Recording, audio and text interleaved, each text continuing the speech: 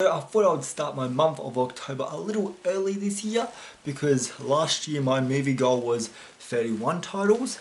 This year I'm trying to reach a little bit higher than 31 and it's 61 titles this year. And I thought for this review I would set up some scary lighting, some moody lighting, and I'm above my Halloween decorations here, which I'm not sure if you can see that. But there's like spider webs above there and shit. So I want to give you guys a look behind the curtain at my Halloween setup for this month. It isn't completely done yet. There's still a little more I need to do. By the end of this week it will be completely set up, and I might show you that in a new video, but there's my setup for now. Yeah, like I don't know if every review throughout October will be like this. You guys let me know if you like this lighting. From what I'm looking at, like if I sit back here, the lighting is okay, but it's, when I come forward, you can't really see my face. So I'm gonna set it like this. But yeah, you guys let me know in the comments if you want to see more reviews like this, or you want just natural lighting. Let me know down in the comments. But yeah, I'm looking forward. October is always a fun month. It's my favorite time of year. It's my favorite month of the year because it's the month where us horror fans, where we can come together and we can watch horror movies without being judged. Like it's our time of year where it's our time of year for when we can watch our horror movies and we can get as scared as we want. Like October is always a great month. For a great fright. And so yeah, that's why I love October. That's why I love watching horror movies. In particular in the October month. And as for my 61 days of Halloween, like I'm not going to be reviewing every single movie I have on my list. Like 61 titles is a lot to get through, and I don't have that time because life is hectic at the moment. I have a few stuff going on, so I won't have that time or schedule to review 61 movies. But for movies that I haven't seen before, like the one I'm about to review, Cherry Falls, I will take time out of my day to do a review on it. And now, speaking on that note, Cherry Falls. Now this was my first time watching it. Tonight, I've heard about this movie every now and then. Like I've heard it float around on the internet. But what really got me excited to watch this is that it's a 2000s slasher, which I would say maybe the 90s and the 2000s brought us some of the best slashers. Like we've got to remember, 90s brought us Scream, which is one of my favorite slashers out there, and then there's been some great ones in the 2000s as well.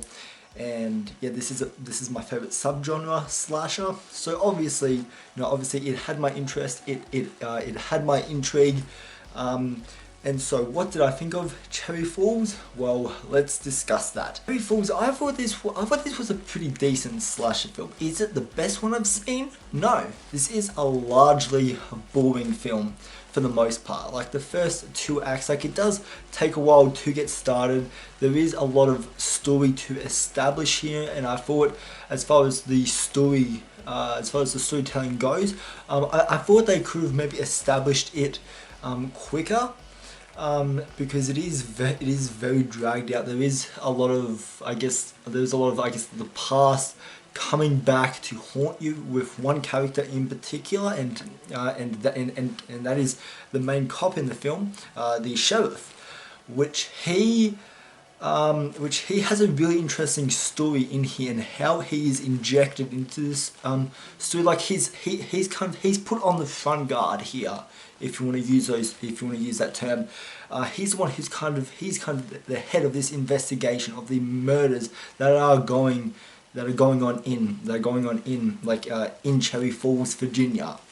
And it's not until maybe the middle of the second act where there's certain events that happen to him in high school, which I thought this was where the film really kicked into A game once it introduced this subplot with his character. What they do so well here with his storyline is there's a certain twist in the film on who the killer is, which I dug everything about. This twist and just in the third act in general, I thought was brilliant. Like, I wouldn't watch this film for the first two acts because it is very slow. There's not a whole lot of, there's not a whole lot of those slasher tropes in it. Like, if you're here for the whodunit aspect, like, that is definitely a large part of the first half of this movie.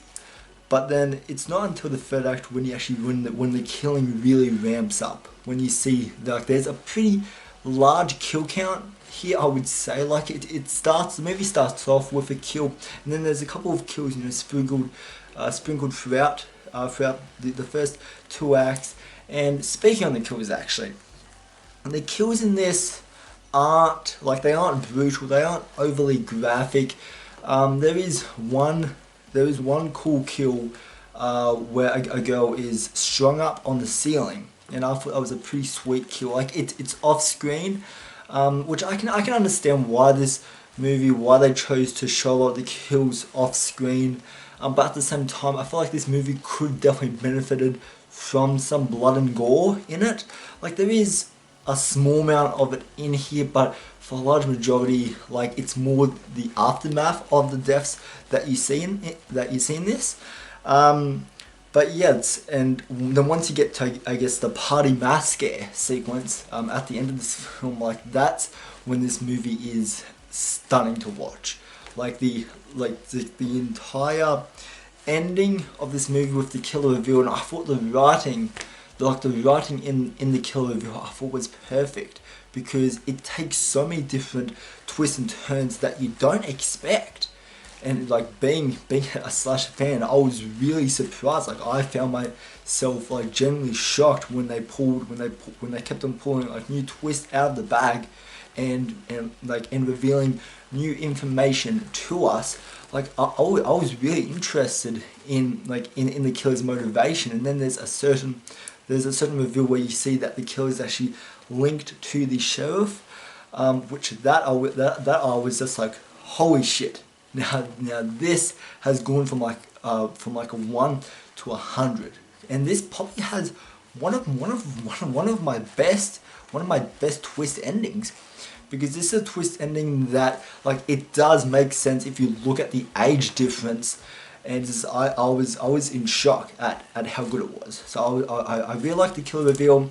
I'll have to watch it a second time to actually pick up on the hints throughout the movie, but yeah, I really enjoyed the reveal. I enjoyed the party mass scare sequence. As far as the characters in this are okay. Like, you have our main gothic characters, which I thought our main chick was, I thought she was really interesting. I thought there was definitely some more development on some of her side friends, like Timmy, who gets, I believe, he's the third kill in the movie. I thought there maybe could have been a little bit more of that relationship established, but I mean, I thought it was fine. I thought it was acceptable for this kind of movie. But yeah, like, I think at the end of the day, this is